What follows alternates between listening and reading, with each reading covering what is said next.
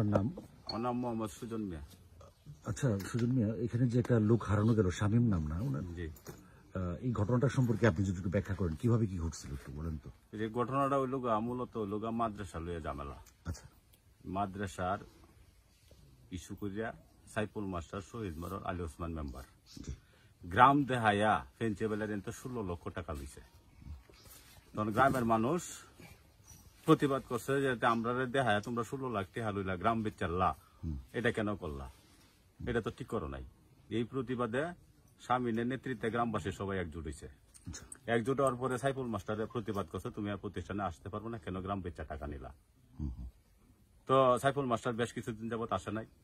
না আসার তাকে মনে করুন যে আপনার অনেক জায়গায় না এই সাইফুল মাস্টার, শহীদ মরর, আলী ওসমান মেম্বার সাথে মাসুদও আছে, এরা বড় বড় ব্রিফিং দেয় যে এরা গুম হরিয়ালবাম, কোন হরিয়ালবাম, মারিয়ালবাম, এরকম ট্রিটমেন্ট মানে অ্যাভেলেবেল লোকের কাছে বলছে, এরকম অ্যাভেলেবেল সাক্ষী আছে।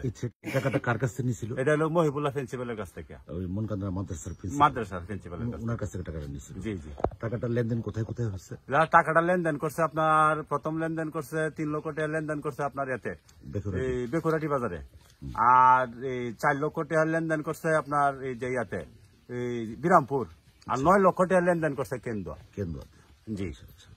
এইসব ব্যাপারে তথ্য প্রমাণ আছে কি আপনাদের কাছে? হ্যাঁ, অডিও ভিডিও প্রমাণ আছে যারা টাকা লেনদেন করছে, গ্রাম বেচে টাকা লইছে। আচ্ছা, এই ঘটনার পর যে সাইফুল মাস্টারকে আটকানোর পরের দিনই মানে আপনার স্বামীর নিখোঁজ হয়েছে এখান থেকে? জি জি জি। গ্রামের মানুষে এই যে কয়েকজন নেতৃবৃন্দ এটার উদ্যোগ নিছে মীমাংসার লক্ষ্যে। আচ্ছা। মীমাংসার লক্ষ্যে উদ্যোগ নেওয়া, মীমাংসা বলছে যে 8-10 দিনের ভিতরেই মীমাংসার জন্য বসবে। তো এই কথা বলার পরে পরের দিনে স্বামী সাইফুল মাস্টার কি করছে, এই যে শহীদ মরর, আলী ওসমান, মাসুদ, নাসিরউদ্দিন নেতৃত্বে মাদ্রাসাটায় আবার ঢুকে পড়ছে। আচ্ছা, পরের দিন গ্রামবাসী সাইফুল মাস্টারের প্রতিবাদ করার লাগে, প্রতিহত করার লাগে আবার গ্রামবাসী একজুট হয়েছে। একজুট হওয়ার পরে আপনার এই যে গন্ডার ডিউক আর বিনমরির সুহাগ এরা উদ্যোগ নিছে যে এটা 2-3 দিনের ভিতরে বই এটা শেষ করবাম, এই দরবার পর্যায়ে নেওয়া মীমাংসার লক্ষ্যে আমরা বসবো 2-3 দিনের ভিতরে। আজকে সাইফুল মাস্টার আমরা খেদাই দিই, আপনারা গ্রামবাসী শান্ত হয়ে বাড়ির যান গা। তখন এদের কথায় গ্রামবাসী শান্ত হয়ে বাড়িতে গেছে গা। বাড়িতে যাওয়ার পরে এরা কি করছে, নেতৃবৃন্দদের সাথে কথা বইলা দরবারে একটা ডেট করছে, রবিবার দিন 10টার সময় মনকান্দা আলিয়া মাদ্রাসার মধ্যে বসবে এই মীমাংসার লক্ষ্যে। এই ডেটটা যেদিন হয়েছে, এই দিন 12:30 থেকে স্বামীনের বউ বলছে 12:30টার সময় বাড়িতে বাড়িয়ে গেছে, এই পর্যন্তই সে বাড়িতে আসে না, রাত্রে 12:30 সময় বাড়িয়ে গেছে, স্বামীনের বউ এই কথা বলছে। আচ্ছা, এখানে একটা কথা আসছে, শামীমকে মারার জন্য ভাড়াটিয়া খুনি আসছিল এলাকায়। হ্যাঁ, এলাকায় খুনি আসছিল। হ্যাঁ, এটা কতদিন আগের ঘটনা? এটা এক জুড়ে বলেন মাসের খানি আগে, 1 মাস 2 মাস হয় নাই, মাসখানেক আগে। এটা সেই পরিচিত হওয়াতে পরে আর সে ঘটনা করতে পারে, এটা অনেকেই বলছে। হ্যাঁ, বলছে গ্রামবাসী। তাকে কি ভাড়া করছিল? সাইফুল মাস্টার। জি, ধন্যবাদ। আমার নাম মোহাম্মদ হাবিবুর রহমান হাবুল। আপনি কি পলিটিক্যালি রাজনীতি জড়িত আছেন? কি পদে আছেন? আমি সাবেক 2 বারের যুবদলের সেক্রেটারি, বর্তমান যুবদলের আহ্বায়ক। গন্ডা না শান্তিকোনা ইউনিয়ন। আচ্ছা, আজকে যে ঘটনাটা নিয়ে আমরা এখানে বসছি, এই ঘটনা সম্পর্কে আপনি কি জানেন? আমি ঘটনার সম্বন্ধে আপনার মাদ্রাসা সম্বন্ধে আমি 1 বছর যাবতই শুনতেছি। তো এটা নিয়ে 3-4টা ধ্যান দরবারও হয়েছে। কেন্দ্র থানা এই গোলচক্করে আমরা একটা দরবার করছিলাম, 18 বাড়িও একটা দরবার করছিলাম। তো এই ঘটনাটা এই যে সুজন যা বললো মোটামুটি হুবাহুব এইটাই, এরকমই। তো এটা জেদ ধরে একটা গ্যাঞ্জামও হয়েছিল, মারামারি হয়েছিল। আমরা শুনতে পাচ্ছি ছেলেটাকে আগে থেকে হুমকি টুমকি দেওয়া হচ্ছিল ওনাকে। হ্যাঁ, এটা আমরা শুনছি। এটা ঘটনা সত্য কি? ঘটনাটা সত্য, আমরা যেটা শুনছি। তো 18 বাড়ি একটা দরবার হয়েছিল, আমরা 2 থানা মিললে, ঈশ্বরগঞ্জ আর বনাম কেন্দ্র। তখন এটা আলোচনার মাধ্যমে একটা ডেটও হয়েছিল, আগামী রবিবারে একটা দরবারের ডেট। তো এর মাধ্যমে আবার আমরা মেসেজ পাইলাম যে সাইফুল আসলো। তো সাইফুল আসলে পরে গ্রামবাসী মিললে স্বামীমের নেতৃত্বে আবার একটা বিশৃঙ্খলার সৃষ্টি হইলো। সৃষ্টি হওয়ার পরে তো আবার সাইফুল চলে গেল। তো আবার তারা মেসেজ করলো যে সাইফুলে আবার হুমকি তুমকি দিতেছে, ওই যে শহীদ মরল সাইফুল, আলী ওসমান মেম্বার, এদের কথা বললো আর কি। স্বামীমা আমাদেরকে ফোন দিয়ে বললো যে ভাই আমার কিন্তু যে কোনো সময় মনে হয়তো বা অ্যাক্সিডেন্ট হইতে পারে, আপনাদেরকে আমি জানায় রাখলাম, যেহেতু আমার বাড়ি শান্তিগোনা, বা তার সাথে একটা রিলেটিভ ছিল। তো সেই সুবাদে এইটুকুই আমরা শোনা কথা আর কি। আচ্ছা আচ্ছা, আপনার নাম? আমার নাম মোহাম্মদ রৌশন আলী ফকির, সাবেক সভাপতি গন্ডা ইউনিয়ন শাখার বিএনপি। এই যে আজকে এই যে শামীম যে নিখোঁজ, এই বিষয়টা নিয়ে আপনি যদি একটু বলতেন, আপনি কতটুকু কি এই জানেন? বিষয়টা মূলত আমার আগে যে দুজন সাক্ষাৎকার দিচ্ছেন তাদের সাক্ষাৎকার কথাবার্তার সাথে আমি একমত। মূলত আমাদের মাদ্রাসা থেকে গেঞ্জাম হয়েছে, এরপরে ব্যক্তিগতভাবে আল উসমান মেম্বারের সাথে ওই শামীমের একটা মোবাইল চুরি নিয়ে একটা এই জিডিও করা হয়েছিল, পুলিশও উদ্ধার করা হয়েছে। এভাবে এটা জের নিয়ে আল উসমানের সাথে অনেকটা বিরোধ ছিল। আচ্ছা। সেই বিরোধের যে নেওয়া একটা অঘটন ঘটতে পারে এটা আমাদের ধারণা। এখানে একটা কথা আসছে যে শামীমকে মারার জন্য কিছুদিন আগে ভাড়াটিয়া খুনি এলাকায় ঘোরাঘুরি করছে। জি জি জি, এবার আপনি কি জানেন? এটা আমি শুনছি যে প্রায় গত 1 মাস আগে এরকম এই সাইফুল মাস্টারের নেতৃত্বে 2 জন লোক নিয়ে আসা হয়েছিল। আচ্ছা আচ্ছা, পরবর্তীতে ওনারা আবার গেছে, এই ধরনের আর দুর্ঘটনা ঘটানোর সুযোগ পায় নাই। আচ্ছা আচ্ছা, এটা আমরা শুনছি এবং অবগত আছি আমরা এলাকাবাসী অনেকেই। এখন এই এলাকাবাসীর পক্ষ থেকে যে শামীম নিখোঁজ, জি, এক্ষেত্রে প্রশাসনের কাছে আপনাদের কি চাওয়া? প্রশাসনের কাছে চাওয়া আমাদের শামীমকে জীবিত অথবা মৃত তাদেরকে উদ্ধার করে দেওয়ার জন্য আমরা প্রশাসনের কাছে জোর দাবি জানাচ্ছি। ধন্যবাদ। এটাই আমার জানা। আসসালামু আলাইকুম।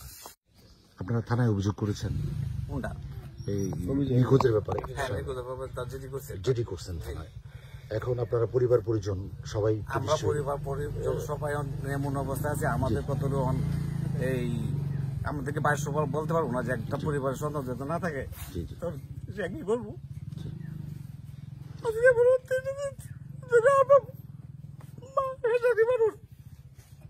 আমি কিছু গাড়ি চালাই, আমি বাড়িতে ওদেরকে বারবার কইছি যে তোরা কার্য ধরা করিস না। জি, আপনার নাম? আমার নাম মোহাম্মদ সাইফুল ইসলাম। আচ্ছা, সাইফুল ইসলাম সাহেব, গন্ডায় আপনাদের এলাকাতে শামীম নামে একটা ছেলে নিখোঁজ আজকে প্রায় 2 দিন ধরে। তো এলাকাবাসীর দাবি যে এতে আপনার সম্পৃক্ততা রয়েছে, সেক্ষেত্রে আপনার বক্তব্যটা একটু জানতে চাচ্ছিলাম। শামীমের সাথে তো আমার কোনো ব্যক্তিগত কোনো বিরোধ নেই, কোনো ক্লেশ নেই।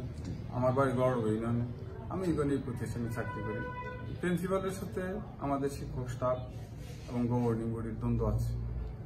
আর শামীম আমাদের সাথে এই ধরনের কোনো বিষয়ের সাথে সম্পৃক্ত নেই।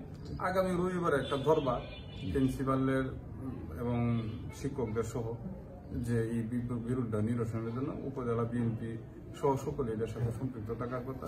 এবং এরই মধ্যে এই ধরনের একটা ঘটনার অবতরণ করছে যেটা আসলে আমার বোধগম্য নয়।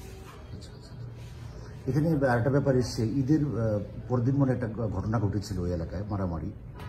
তো ওইসব ঘটনা এবং অতীতের কিছু ঘটনায় অনেকে উল্লেখ করেছেন আপনি নাকি তাকে হুমকি ধমকি দিয়েছেন, তাদেরকে গায়েব করে দেবেন, এই ধরনের কথাবার্তা এসছে আর কি। না, আমি কেন, আমার তো এখানে তার সাথে তো আমার কোনো ক্লেশ নাই। যে ঈদের আগে যে মারামারি হয়েছে এটা হলো তাদের বাড়ি, তাদের পারিবারিক বিরোধ, আচ্ছা, তাদের প্রতিবেশী, তাদের সাথে তাদের মারামারি হয়েছে, গন্ডগোল হয়েছে এবং রোগী হাসপাতালে দীর্ঘদিন মাঙ্গিসি মেডিকেলে ভর্তি, ঢাকা পঙ্গু হাসপাতালে রেফার করছে, মামলা আছে তার বিরুদ্ধে। এটার সাথে তো আমার সাথে তো তার কোনো ধরনের রাজনৈতিক সংশ্লিষ্টতা নাই এবং প্রাতিষ্ঠানিকও কোনো সংশ্লিষ্টতা নাই, এই এলাকা ভিত্তিকতার সাথে আমার কোনো ধরনের সংশ্লিষ্টতা নেই। এখন এই যে শামীম যে নিখোঁজ, আপনার তো যাই হোক পরিচিত তো অবশ্যই সে, সেক্ষেত্রে এক্ষেত্রে আপনি কি বলবেন? তাকে উদ্ধার করার ক্ষেত্রে প্রশাসনিক কি ধরনের পদক্ষেপ নেওয়া উচিত? প্রশাসনের সকল ধরনের আইনগত পদক্ষেপ গ্রহণ করা উচিত। মানে আপনি ব্যক্তিগতভাবে চাচ্ছেন তাকে? হ্যাঁ, আমি তাকে যেহেতু এরকম একটা অভিযোগ আসছে যে শামীম নিখোঁজ, অবশ্যই তাকে দ্রুত তার অবস্থানটাকে নিশ্চিত করা। আচ্ছা, এখানে আমার একটা বিষয় জানা ছিল, কিন্তু মনকার জাহেমি ওয়ালি মাদ্রাসার ভারপ্রাপ্ত অধ্যক্ষ এবং স্থানীয়রা আমাদেরকে যেটা বলছে যে শামীমের সাথে আপনি এবং আপনার শিক্ষক মন্ডলী হয়তো একটা দ্বন্দ্ব। কি বিষয়, কোন বিষয় নিয়ে আপনাদের দ্বন্দ্ব বা আপনাদেরকে এই মাদ্রাসায় যেতে দেয় না, কোন বিষয়টা নিয়ে? এখানে প্রিন্সিপালের পক্ষ নিয়ে যখন শিক্ষকরা, আমার সকল শিক্ষকরা প্রিন্সিপালকে অনাস্থা দিয়েছে এবং ওনার বিরুদ্ধে অসংখ্য অভিযোগ, এরপর তারা যখন প্রিন্সিপালকে অন্যায়ভাবে প্রতিষ্ঠানে নিয়ে বসাইছে, তখন শিক্ষকরা বলছে যে তার অধীনে আমরা চাকরি করবো না, তার কোনো কমান। তখন সে অনধিকার চর্চা করে সে এবং আরো গ্রামের কয়েকজন শিক্ষকদেরকে রাস্তাঘাটে গালিগালাজ মন্দামন্দ এই সমস্ত বিষয়গুলো করছে। সামিল ছিল। হ্যাঁ, সামিল ছিল। আচ্ছা, অর্থ আত্মসাতের যে বিষয়টাতে আপনাকে এলাকাবাসী যে অবাঞ্ছিত ঘোষণা করছে, সেখানে স্বামী নেতৃত্বটা হয়েছিল। আমি তো কোনো অর্থ আত্মসাতের সাথে কোনো ধরনের সংশ্লিষ্টতা পেতাম না। এলাকাবাসী যে অবাঞ্ছিত এলাকাবাসী এটা সম্পূর্ণ একটা চক্রান্ত, যে প্রিন্সিপালের পক্ষে এইটার নেতৃত্বে রোশন আলী ছিল, স্বামী সহ, মানে শামীম আরো গঙ্গরা এটার সাথে ছিল। জি।